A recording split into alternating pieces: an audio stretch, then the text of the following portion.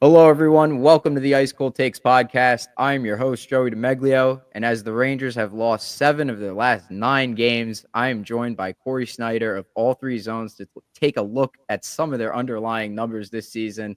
A frustrating one at that. Corey, welcome back to the show. How are you?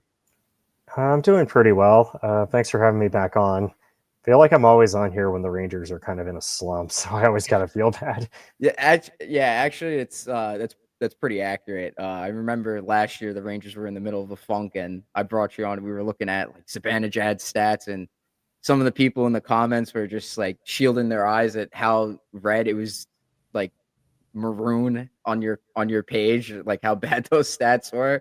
Well, Um, I mean, yeah, if it makes anybody feel better, a couple of those players are gone now. So, yeah. particularly What one do we look? defenseman who we spent a lot of time talking about. Truba. Truba for sure we looked at a lot. I don't know if we looked at Barkley Goodrow, but if definitely Truba, and that one was hard to look at too. Uh, Yeah, I was telling some of my friends, like, I'm having Corey on, "You guys wanna see any cards, or is there any players that you wanna see?" And they're like, "No, I don't wanna puke today. No, I don't wanna just let this season let me have an off day." I'm like, "Okay, very good. yeah. Sure." But in your eyes, why have the Rangers been so underwhelming this season? Um, so I feel like last year I feel like they kind of punched above their weight a little bit, just with a lot of guys having good seasons, a lot of guys having career years too. And I think this year is kind of a coming back down to earth. And I don't know, just some of the roster jumble too, I think kind of plays a part in that. I know there's a lot of friction in the locker room with how Truba was shipped out of there. Same with Goudreau. And I feel like maybe the front office kind of looked at this as sort of a retool type of year, try to ship out some problem contracts and then maybe get better like 2 years down the line. And right now it just seems like they're kind of figuring out what they have, like with Zach Jones and a few other players, and just seeing who sticks and who doesn't. But I don't know, just last year just kind of seemed like the stars are all kind of aligning like in a certain way for them, that was going to be the year to kind of make their run. And then this year was definitely going to be a bit of a come down, but I was still a little surprised just how far they fell off, because honestly, aside from Washington, nobody in the division or really in the conference has been like running away with it that much. So I'm kind of surprised that they fell off as much as they did.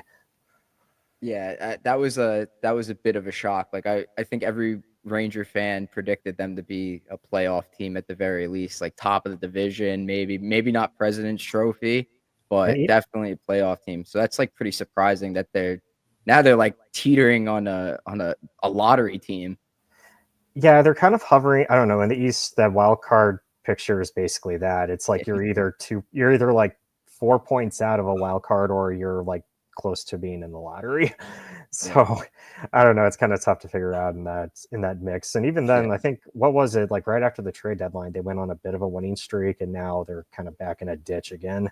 Yeah, it But like wasn't like a winning streak, but they won, like, they would a win 2, point lose streak, 1, yeah, win 2. it They was would a go on point a streak, yeah. yeah, it was a point streak, yeah. Yeah, so a little different. But I don't know. I feel like the warning signs to me were in October. Like there was a specific game I remember. It was against Washington on the road.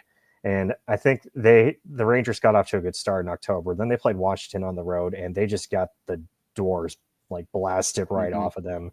They couldn't get the puck out of the zone. They couldn't defend at all. They were just getting skated out of the building.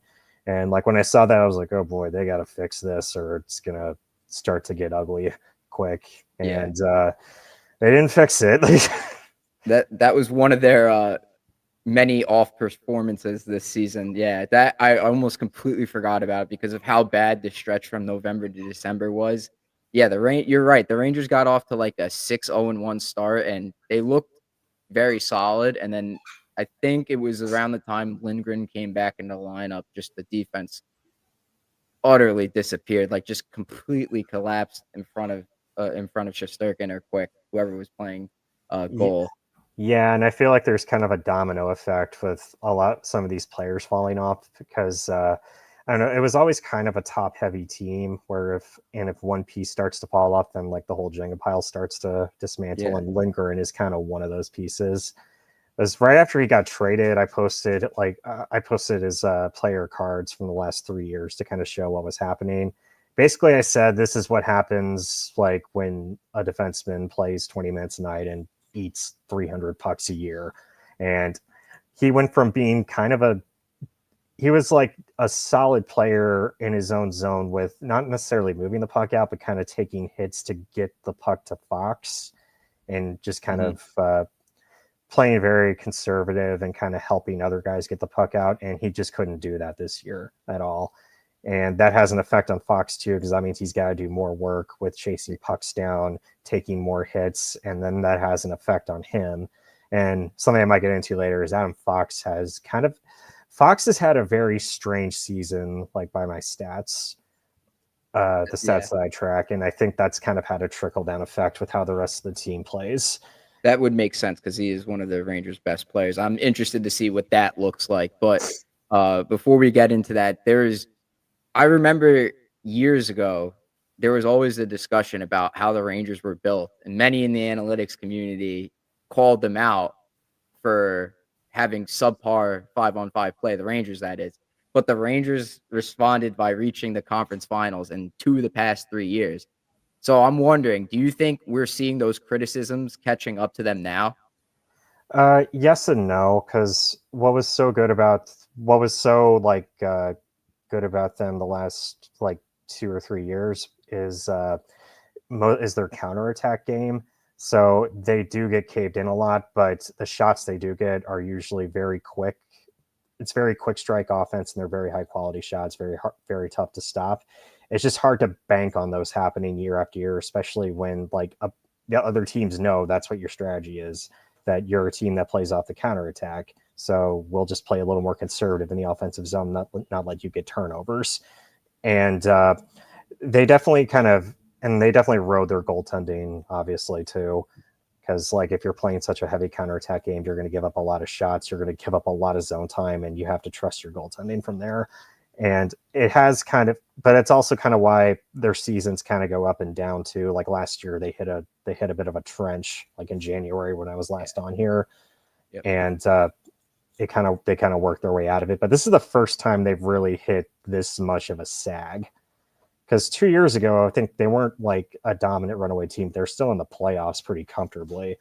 Whereas this year, this is like a whole new level of bad. But I think it's because it's because the top of the roster is starting to corrode a little bit. So they can't have like the fail safe options they used to. Yeah, I feel like in the past, like, 3 seasons, the Rangers have had this, you know, this moment where they're going up against the grain, and then in the past 2 seasons, they were able to come out on top of that, in, 2 seasons ago, 2022, 2023, in December, after they had lost all those games, they went on, like, a crazy, like, 7-game winning streak, and then after that, they flipped their season around, and then last year and last time you were on the show, like, in January, they hit a really bad slump, and then they flipped the script, went on, like, a 10-game winning streak. This year, I feel like a lot of people have been expecting the same thing to happen where, all right, they're struggling, but that run is coming eventually. So I'm wondering, like, what do you think is has been the biggest difference between this season and last season for the Rangers? Uh, I think it kind of starts with the play of Adam Fox and kind of the effect of Lindgren just being like as bad as he's been this year and broken down as he's been. Because so with Adam Fox before that, he's a Norris caliber defenseman, and the best thing the thing I look at with defensemen is how often they turn puck retrievals into controlled zone exits. And since he entered the league, he's been one of the best players in the league at this.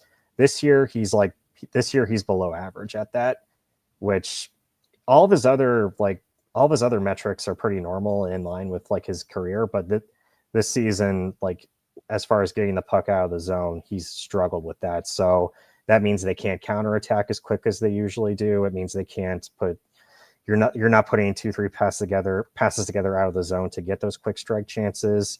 and it just slows down their entire offense as far as like getting themselves out of jams, like just with the counterattacking that they're used to. And they don't really have anybody else that can do that is the other thing. So it starts with the defense pretty much is what you're saying. Yeah, it starts with like the transition play, and it goes back to it also goes back to the forecheck too, because like I was watching a game earlier against Washington from earlier this month, which actually that was one of their better games that I've They seen played a recently. solid game. It was the Wednesday night game. Yeah, but like some of their fundamentals and details are just off with the forecheck too, because their high forward chases where the puck is a lot, and that means like if they lose possession down low, the defense just reverses it, and they get a free pass out of the zone, and their defense has to back up too, which gives up rush chances the other way, and that was happening a ton in that game. And that was against Washington, who is like they're a good team, but they're not a fast team. So if like they're doing that to you, that's not a good sign how it's going to go against the rest of the league. So it's just like a culmination of kind of poor offense leading to bad defense, basically poor offensive play leading to poor defensive play, because they have a lot of inexperienced players on their blue line now too, and they don't read and react to, like, they're good at attacking the puck. Like Vakanainen, he's very good at standing up at the blue line and like challenging with like a poke check, but like off the puck he doesn't really anticipate where the puck is going from there, so he gets lost a lot. Same with Borgen and a couple other players. So that it just has a trickle down effect from like when they lose possession, then the defense kind of just starts to crumble because they don't really have kind of the defensive players who can kind of react quick enough. So when you track your stats, like on your website, you only track like individual players. You also track the teams themselves, right? Yeah. Can we see what that looks like for the Rangers? Yeah. So the team cards do need an updating, but I can definitely pull those up. Definitely want to take a look at where the Rangers stand. I'm not, regardless of where you are, like updating it, because this season has just been a wash. Like it's just been really underwhelming start to finish. There hasn't been like one stretch where it's like, all right, the Rangers could have moved this up, right? Like they could have like improved their numbers. It's just all bad. Their team card might actually be a little surprising, like on first glance, because there's a lot more blue than you expect, but it's all from offense, which like to me and that kind of lines up like with what I see too. Because like to me, offensively, they're still kind of dangerous that way because they still have Artemi Panarin, Trocheck is still pretty quick, and that's just kind of like what their bread and butter is offensively. But that's offense. Offense. Yeah, this is all offense. They try cross seam passes like crazy. Still, they're still very good at completing those. But that was my next thing I was going to say. Actually, that kind of lines up because Steve Valaket's ClearSight Analytics has the Rangers' offensive stats is like really good, but their defensive stats are atrocious. Yeah, that's why they still kind of go on these little stretches where they kind of put points together, win a couple of games. Especially like I know they just had they had a game against Nashville that they won pretty easily. Yeah. But yeah, entry defense, they give up a ton of entries, a ton of carries. It's interesting here because they do challenge a bit at the blue line, but they do miss a lot too. So, but like where it really starts to like fall apart is zone exits, which not really good in any area except with clearing the puck out of the zone. So I'm trying to find where like the rushes are. Like that's so rush offense. So rush, like how rush defense, shots off rush against, bad, giving up a lot of passes too. Because that's been a big discussion point in the Rangers community is how poor they are defending against the rush. Yeah, and this is like right here, these categories are rush. This is rush offense broken down into like different situations. So it's like counterattacks, defensive zone exits, regroups, reloads, which come off a failed exit, like it's a quick up basically where a team intercepts it. Mm-hmm. And where it seems like the only place where they're good at defending the rush is off controlled breakouts where the other team kind of circles and resets. So like when they can get into formation, they're good at limiting offense from there. But about maybe 10% of the game is played in this area, so it doesn't have as much of an impact as the other areas, which that might be why they played Washington kind of well, because Washington really likes to circle and regroup all the time. Yeah, that makes sense. But teams that can quick strike against them and quick up against them really give them trouble. Like when Carolina played them about a couple months ago, right after they got Ranson in, that was a big area, a big sore spot. Yeah. But they also had, I don't know, they had some weird games early in the season too, like against Seattle. I think the Rangers had like at least 15 chances in that game, but everything they gave up went in. Yes, And I actually went to that game. Yes, and they everything were went all in. very like, it was hard to fault like Igor on any of them. I think Quick was playing in that game too. Yeah, I was gonna say it actually. might have been Quick too because it was a Sunday. But yeah, I do remember that game because I remember the Rangers getting a ton of offense and they were getting a ton of offense. I think the game was close, and then Seattle just like blitzed them for 3 straight goals. Yeah, it was like a 7-5 final. The Rangers were like up 3-1 in that game, blew the lead. Yeah, everything they gave up went in. That's pretty accurate description of that game. Another talking point in the Ranger side of things is like the defensive structure. Like I'm looking at these numbers and I'm trying to figure out, do you think it's because of fundamentals, or the system, or a combination of both? Like which side is more the reason for why these defensive numbers are so exceptionally bad? Yeah, I think this year to me it's the players, like especially the defensemen, just from like watching how they like they react to certain plays, how they like react to and how they like read off certain plays too. But I feel like coaching could help them a little bit, but I don't know. They're playing the same system as last year. It's a lot of man-to-man coverage down low, which I don't know if that's the best thing when you got this many inexperienced players. I don't know You if think like like a zone type of structure would benefit the less experienced guys? yeah, just to make it a little more simpler. Like they're not going to get as much offense this way, but I feel like you might want to stop the bleeding a little bit at this point, especially after that game in Calgary or against Yeah. Calgary. Yeah. But I was going to compare them to last year. Yeah, Yeah. that's the biggest difference from last year. Last year, pretty good on breakouts. This year, just atrocious. So I think that definitely plays a role with like the man-to-man defense too, because like they're chasing a lot of pucks now. They're not getting to them. They're losing races. So I think something can be done there. And it just seems like, I don't know, it's a continuation of what happened in the Florida series, where just like they looked like in games 5 and 6, they just looked like an awful team. Yeah. It's just been a continuation of that, where teams are just kind of like they went to film school on that to know how to beat them, and then just they haven't really adjusted. Right. And the roster's gotten worse on top of that. So Yeah, the defense definitely has not, like, they got rid of Truba and Lindgren, but the replacements are, I mean, they're cheaper, but are they better? Definitely not. yeah, I can't say that they're better. They might even be worse. Because I knew last year, like, the Rangers had their moments defensively where, defending the rush was an issue, but I knew it wasn't as bad as it was this year. So seeing like the comparison on here on the screen of last year to this year, that makes sense to me. Like I'm glad I'm that confirms my suspicion there. yeah, like last year was more of a case of just teams finding sore spots to pick on them, like counterattacks and being able to attack out of the defensive zone by just getting by their forecheck. This year, it's like they don't have an answer for anything.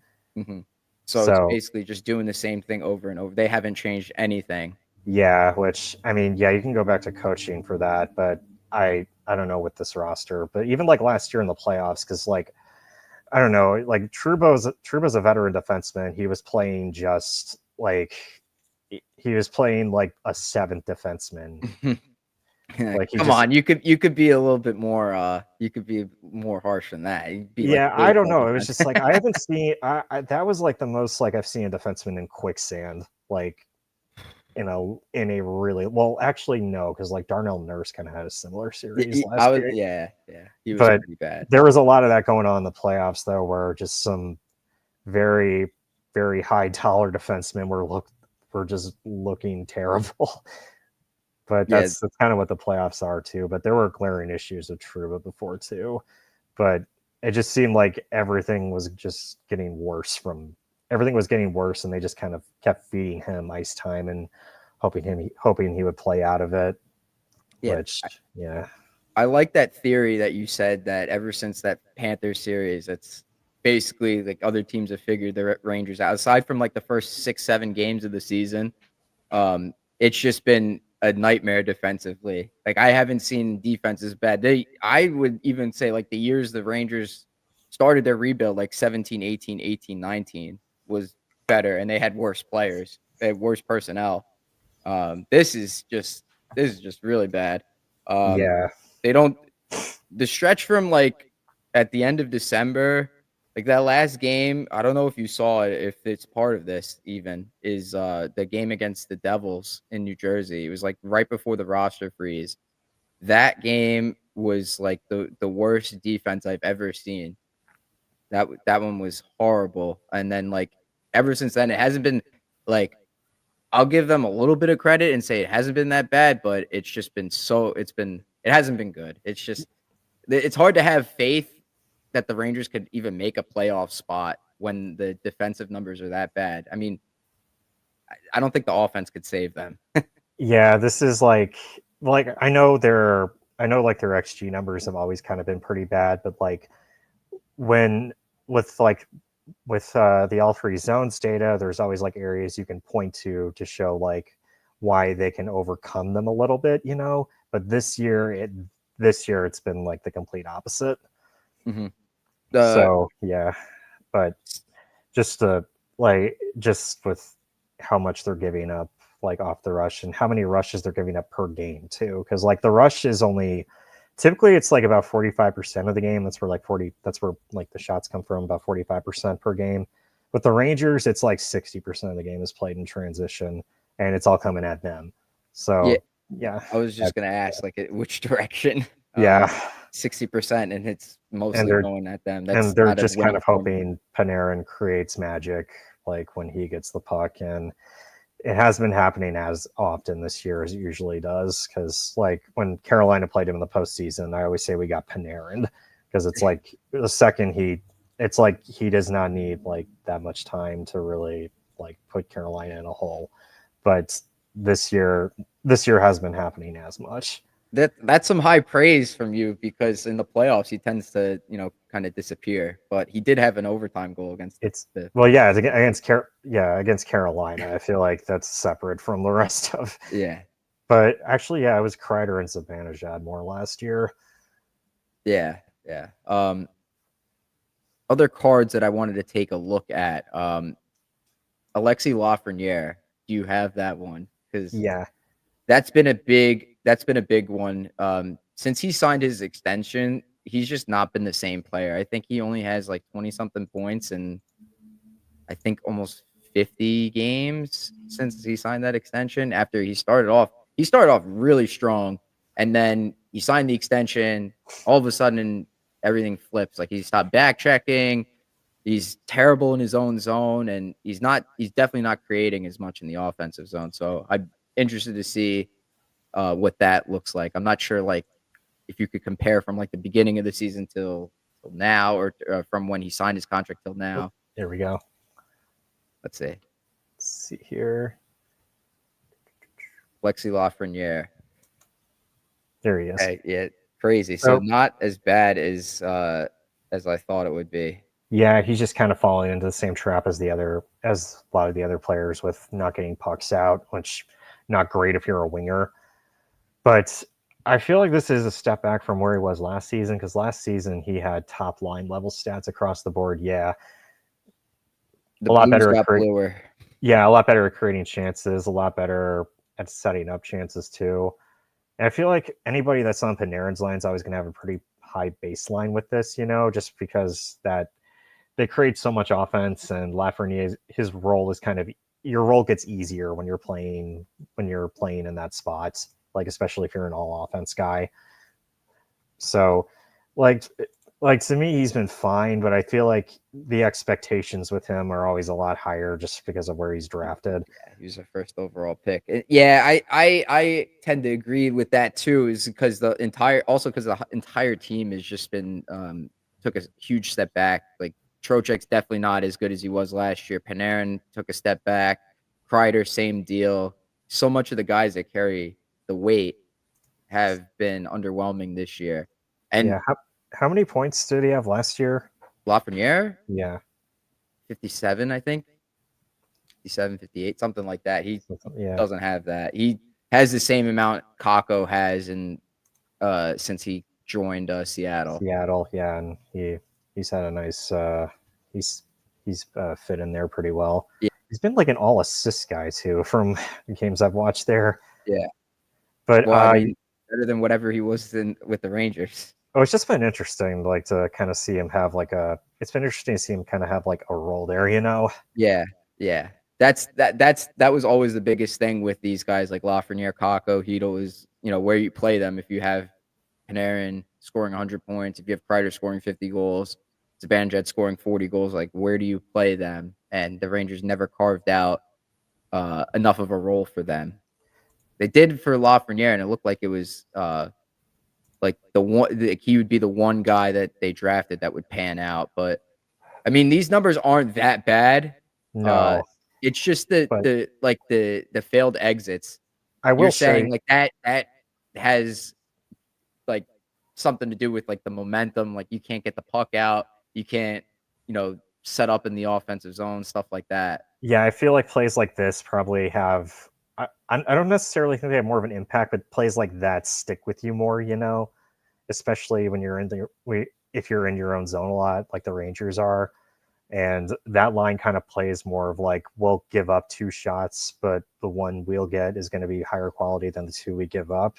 So I feel like that strategy hasn't been working as much for them too. And you can see right here, like not a lot of sustained offense, a lot of rush offense, which kind of goes with the rest of the team. But usually with Panarin's line is very good at creating like cycle offense. So that's where it's dropped down this year. And that's kind of what I talked about earlier with like their top players just not playing up to their level and having a trickle down effect on the rest of the team. But I will show something that might kind of highlight where the frustration is with Panarin or Lafreniere. So we can compare his stats from the last. We can compare stats from the last 2 years right here, and you'll see.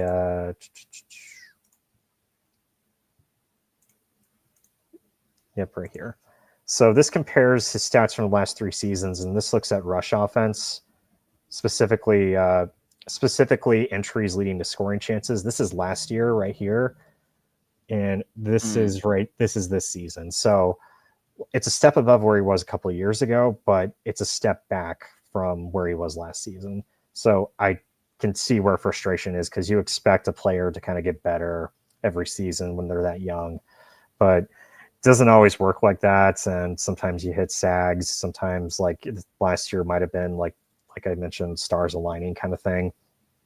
But but yeah, I can see why there might be some frustration if he's struggling defensively and he's not putting up kind of the offensive numbers he was last year. I can definitely see why there's a lot of frustration with him, even if his overall stats are still pretty good, and like he's still a pretty good player, top line, top 6 player.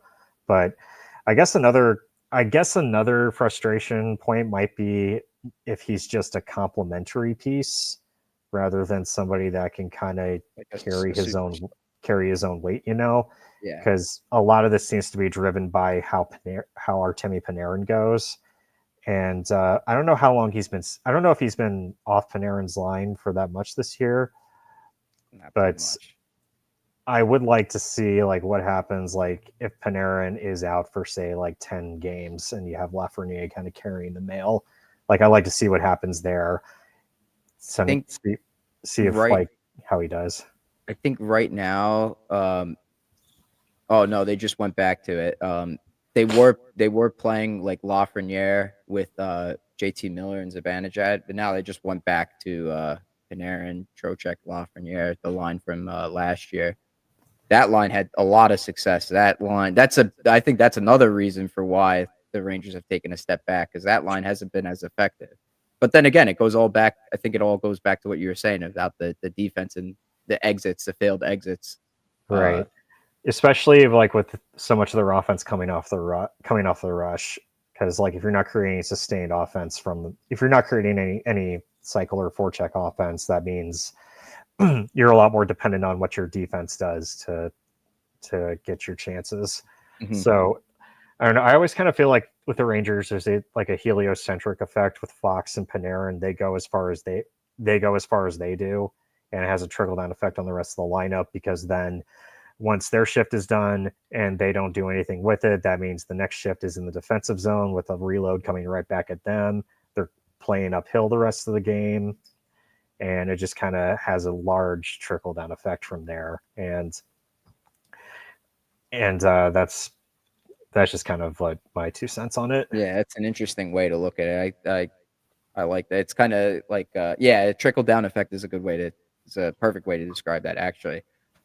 We had a couple of requests from people, the cards they wanted to see from your website. Chris Kreider, another frustrating Ranger to watch this season. He has been dealing with injury issues, a back problem, and then he was out with I think they called it an upper body injury, not related to the back, that they wanted to they didn't want to address. They didn't want to put that specifically out there. Interested to see what his card looks like. Probably going to be really frustrating. Yeah, it's a mixed bag. Okay. Actually, yeah, I would say, yeah, I guess mixed bag is kind of a good way to describe it, but it's a major step back from where it was last year, last 2, 3 seasons, really. From what I understand, like in the past, he's been a pretty good 5-on-5 player, right? Yeah, yeah, it's just like he's never really been like the zone entry guy, and he's been a shot only guy for the most part, but they were always high quality shots, so it always worked out. This year, like the shot volume's gone down, the chance volume's gone really down, which is kind of which is definitely the sore spot. And I don't know what his like his counting stats are this year, but He I, almost has 20 goals, but he has like 4 assists. That's it. yeah, yeah, he is kind of having the Jack Roslovic season that he's having in Carolina. Man, But oh yeah, man, so again, it's middling. it's the same theme. Like if you're listening to this, like on Spotify, just the again with the zone exits, the failed exits percentage, that's exits with possession. Session, That yeah. being bad is really telling to again why the Rangers are underwhelming this year. Yeah, and it's frustrating with Kreider because Kreider, like, he is one of their more reliable players with getting the puck out of the zone, just because he can still kind of wheel a little. He can still wheel a little bit. It's just he not really contributing to entries at all. A lot of dump and chase from him. He's still like doing a good job at getting to scoring areas, decent, and taking high quality shots. A lot of one timers, a lot of deflections. Still, it's just like there's not as many shots in volume, and he's not really setting up plays either. So Yeah, that's definitely where like some frustration points are, especially look comparing to last year. Really, like any of his previous seasons, you'll see like still not a huge entry driver, but contributing an average amount. That means a lot in the top six because it means it has less pressure on your guys that carry the puck more. all those But deflections, and yeah, he definitely doesn't have as many this year. He yeah, has like not set up like that on the yeah, power it's play interesting either. because it's interesting looking at from previous seasons because it's like this year, it's like, oh, that looks pretty good, like still above average. But then you look at last season, previous seasons, one of the best players in the league at tipping the puck. This year, not so much. And like he's the same player, just not as efficient really as he used to be at all. And I know he's been dealing with a lot of injuries too. Like I don't think he's really like the last. I feel like the last handful of games that I've done, he hasn't been in the lineup. Yeah, yeah, he wasn't in the Yeah, last like four that I did. he was injured. He was injured. Yeah. If Yeah. it was like pre-trade deadline, then he was still dealing with the injury because he came back in that Ottawa game after the deadline Yeah. and then scored the shorthanded goal against Columbus that the next day. Speaking of like the penalty kill, I'm like I don't know if you track like 4-on-5 or do that stuff, but the way the Rangers play the penalty kill, it's like they play better defense down a man than they do at even strength. I'm curious to know, like, why do you think that is? Like, is it because they're shifting to more of a zone style? Or is there like less pressure? I have no idea. Like, Y- enlighten Yeah, me. I think it's easier for them to kind of, I don't know, with how predictable a lot of power plays are, I think it's easier for them to kind of guess where the puck is going and kind of play a simpler type of game where they just have to get in lanes, block shots, attack the puck and go the other way if they need to. Like they still attack shorthanded a decent amount. That's one of the things I do track, shorthanded entries. And they still do a pretty good job at that. And a lot of the players they have, they're pretty decent at standing up at the blue line, especially at 4-on-5. Like that's what Vakanainen is good at. Like I mentioned earlier, Morgan's always been really good at that when he was with the Kraken. And Miller's always been very good at disrupting entries too. So I think they just have more of a personnel. They have a better personnel to penalty kill that, and you don't need to. You're allowed to ice the puck when you kill penalties too. That's the other main That's thing. true. Yeah. So it's easier to kind of it's easier to play 4-on-5 Mhm. in some ways. Like if you're not a great puck moving team. Sure. Last request that we had from someone was was Sam Bennett because he's going to be a free agent in the offseason, assuming he doesn't get like an extension between now and when this episode's posted by the Panthers. Um, Interesting player, right? He's more of a grittier guy, brings those intangibles that NHL GMs tend to love. I like to say, but he's been like productive. I think the concern is probably you know how much he's gonna get in free agency because he's a Mm-hmm. good player, but there were a lot of good players in last season's free agency on July 1st, and look at how those contracts, all of them have panned out so far. Like I think one of them got traded already. Like Alexander Carrier got traded. He like signed with the Predators, and then he already got traded. Like Stamkos has been awful. Marchessault hasn't been good.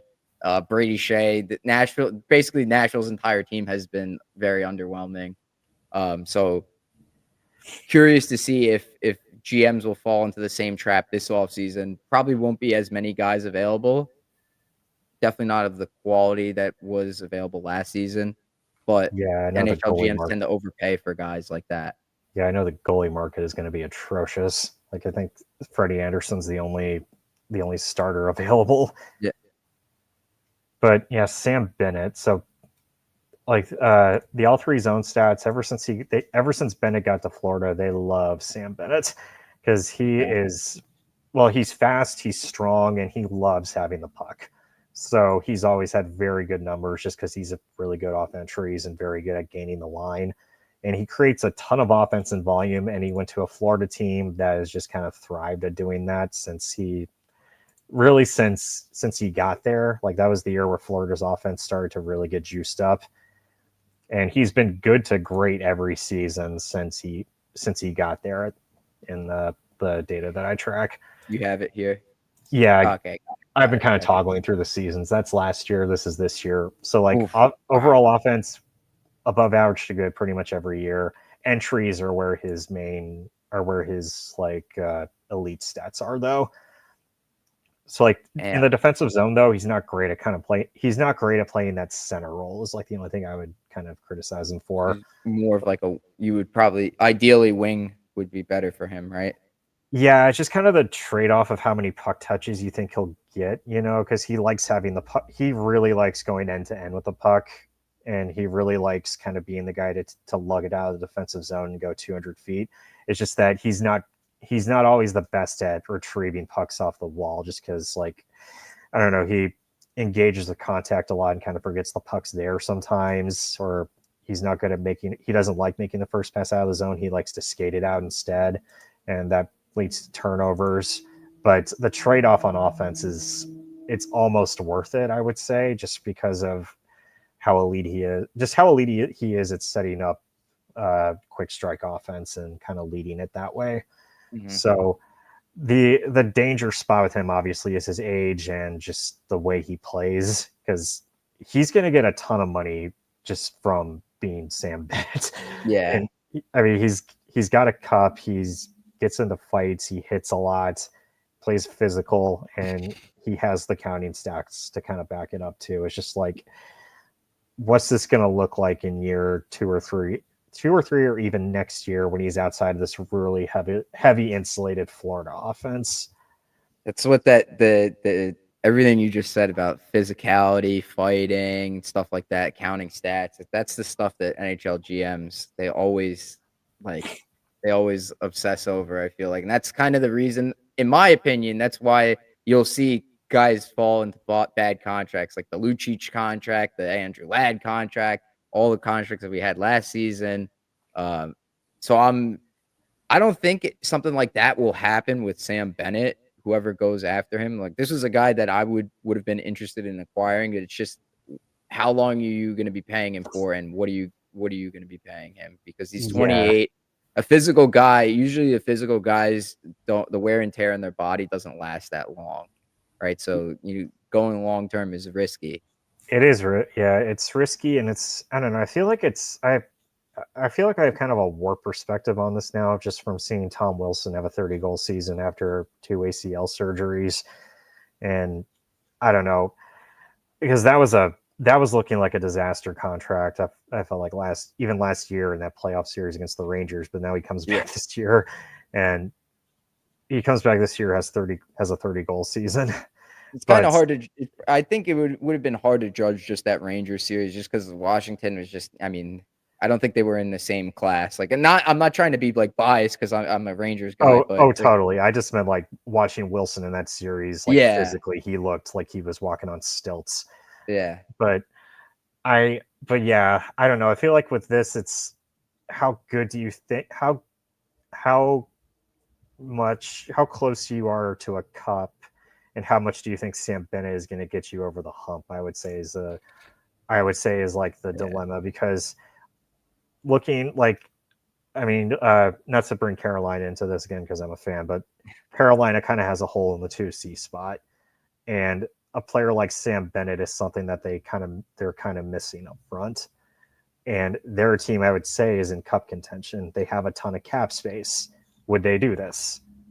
I don't know, but if it's not, even if it's not like the most like wise way to spend money, say in year 3 or 4, it's something I don't know. It's something I think they would consider taking the risk on, just because they have flexibility to do so. That would be a Especially pretty with good. the cap going up, I think we're going to see, if the cap keeps going up, I think we're going to see less of these like contract debates too, because it's not going to be as big of a deal as it used to be. Yeah, you're gonna And it's have going to, so much room to maneuver.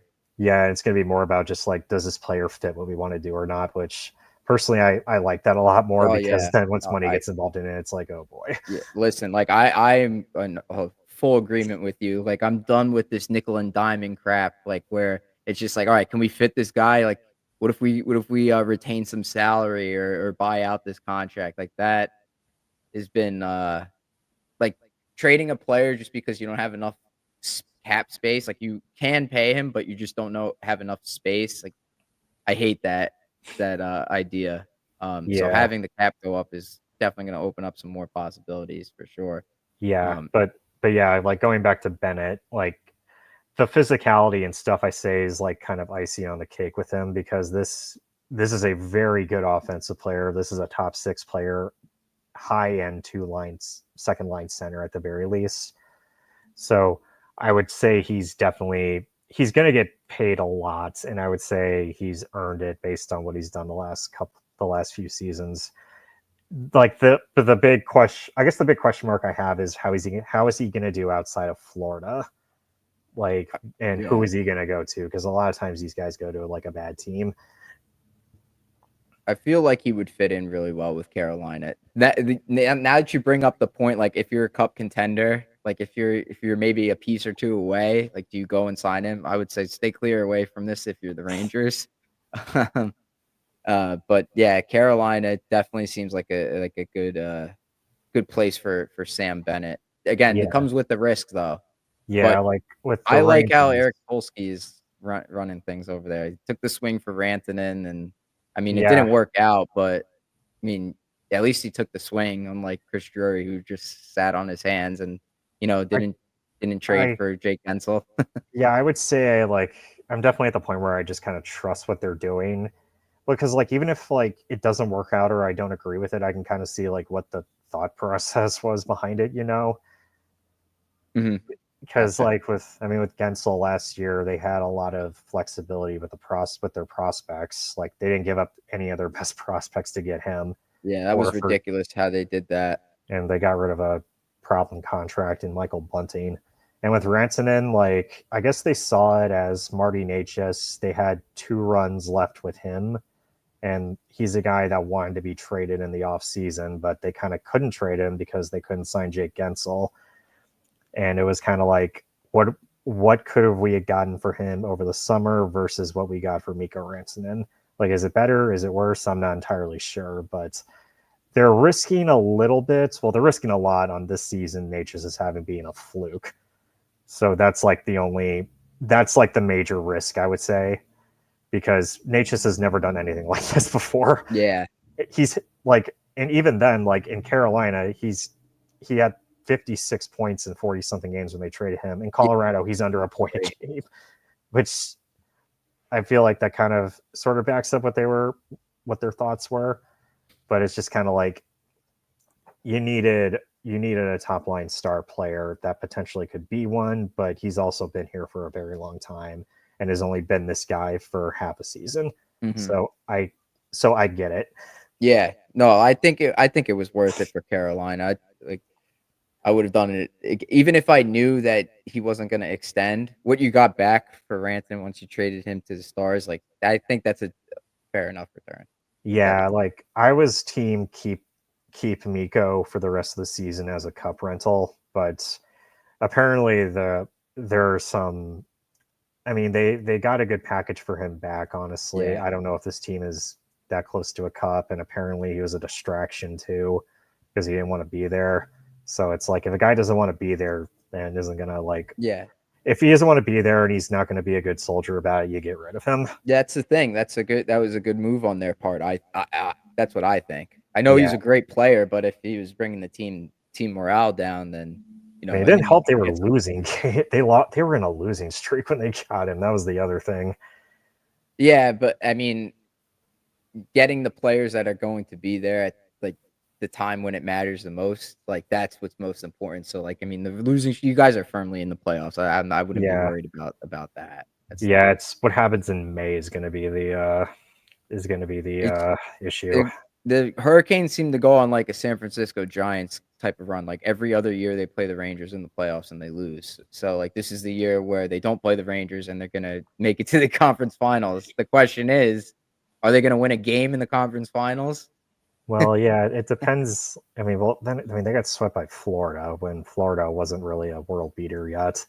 So it's hard Yeah, to say because like I guess the road is going to be Jersey, Washington, and then whoever comes out of the Atlantic. Not to yeah, say, I guess, well, well, yeah, they play Jersey in the first round. Washington's going to play whoever the hell comes out of this like mid off in just the the second East. wild card team, just the crapshoot that nobody wants.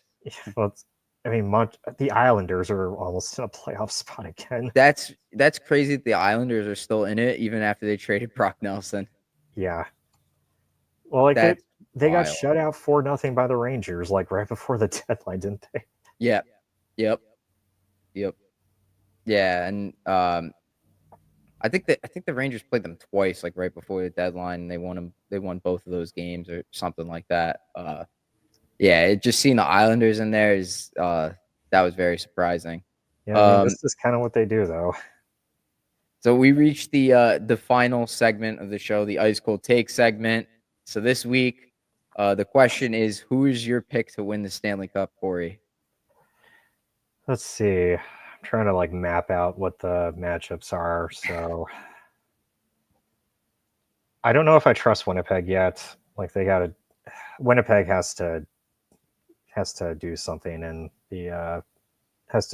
really impress me in the playoffs to kind of Yeah, I feel like earn my their trust. runs, like the 2017, 2018 kind of era was better suited for them. Like they performed better in the playoffs, but they have the more dominant team now, and they just can't get over the hump. Like, Let's see, Dallas is going to play Colorado in the first round. That's a death trap.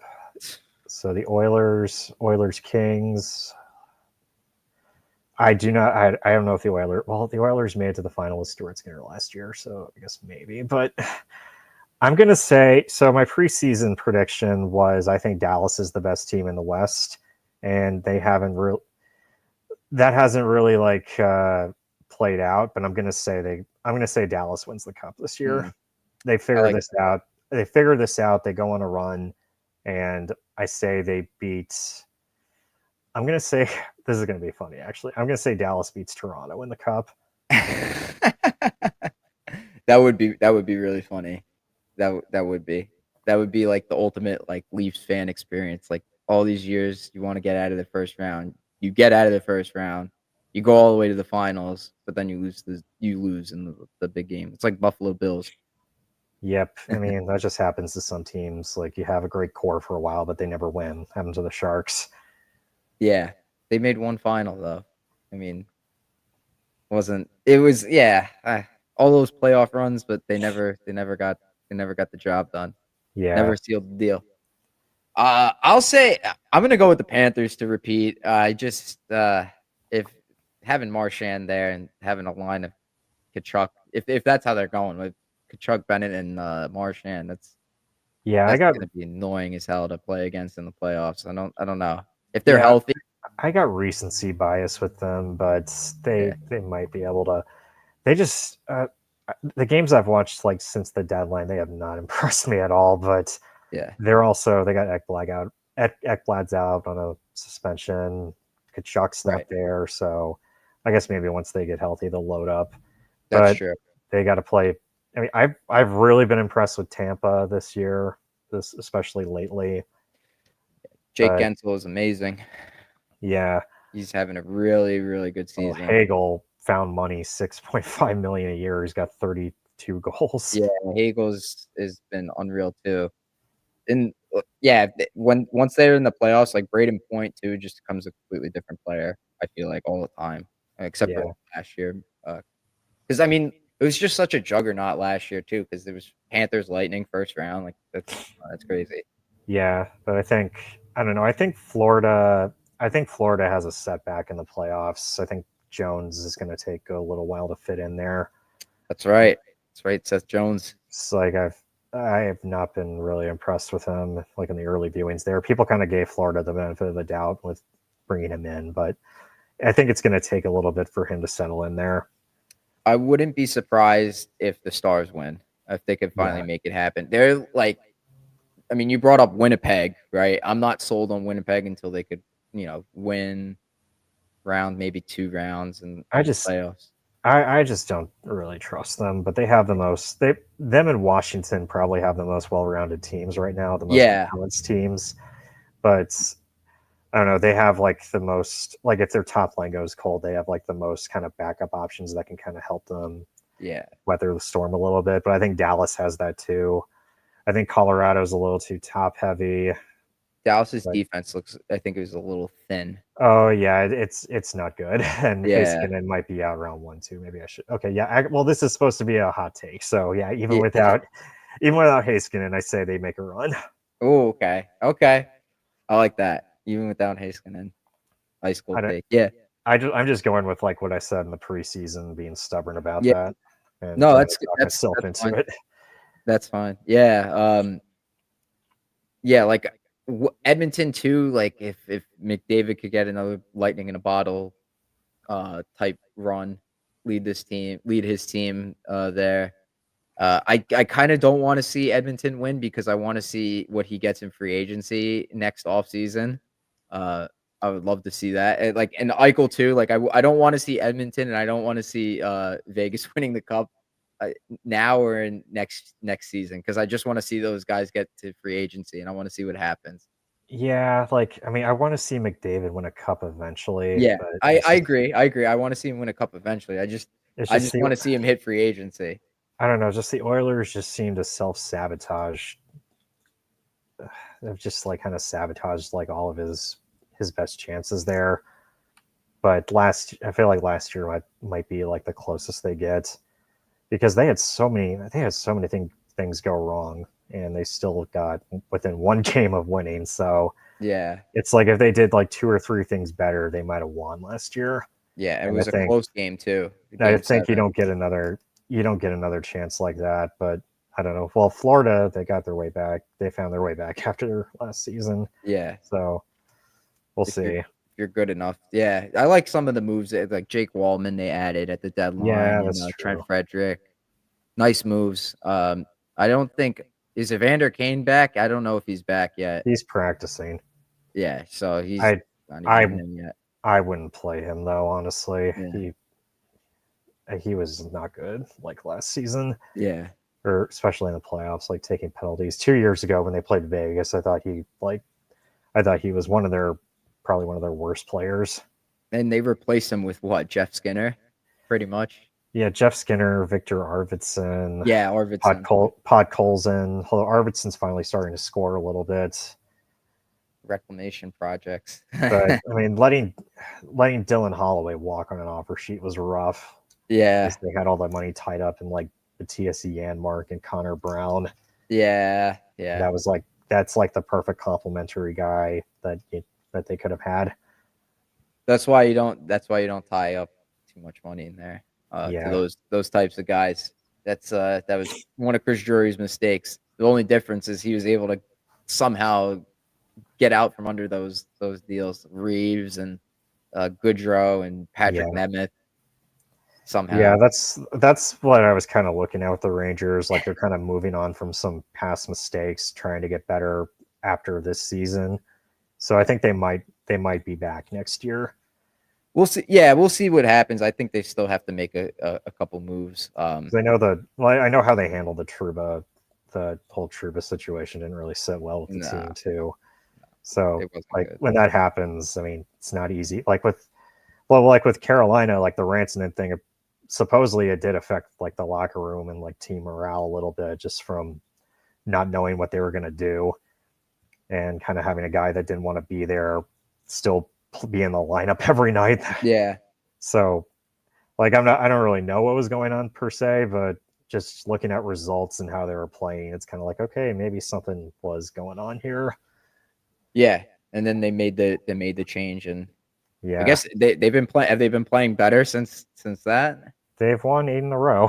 There you go. Yeah, I haven't. There you go. I haven't been keeping up too much with the top of the standings. I'm too busy at the bottom of the well in the Well, it's Metro. not the bottom yet. It's still the wild card, Technically, surprisingly well, enough. everyone's like tied. Yeah. Everyone's like around the same points. It's like we're except the Sabres, because the Sabres suck. Oh man, they gotta. They can't make the playoffs in this season. They gotta just. Well, I mean, they already did fire everybody a few years ago, so I think they I don't need even new know what they. owners. I don't even know what they need to do. They're just kind of beyond help I at think they this need point. new ownership. Yeah, like they're just beyond help. Like I Yeah. said. They have so many good players on that roster, and they just can't make it happen. I don't know. I don't get it. Yeah. Don't understand it. Well, now you Um, got like outsiders saying Darlene apparently wants to be traded, and now he has the answer for that. That pissed him off too. And yeah, oh my God. Yeah, it's rough for Buffalo. I mean, Rangers have it rough, but Buffalo's got it really bad. yeah, Well, anyways, Corey, I appreciate you coming on the show again. It was fun talking with you. The last like 15 minutes was fun shooting the shit. That was yeah. good. That Um, tends to happen on a lot of podcasts that I'm on. yeah, that's it. I wouldn't have it any other way. Oh, wow, I still have this up. But yeah, anyways, thank you all for listening. I hope you guys enjoyed. Make sure you go and support Corey's page, all3zones.com. You can follow him on Twitter or X, whatever you want to call it. And make sure you like and subscribe this video. And I'll talk to you guys next week.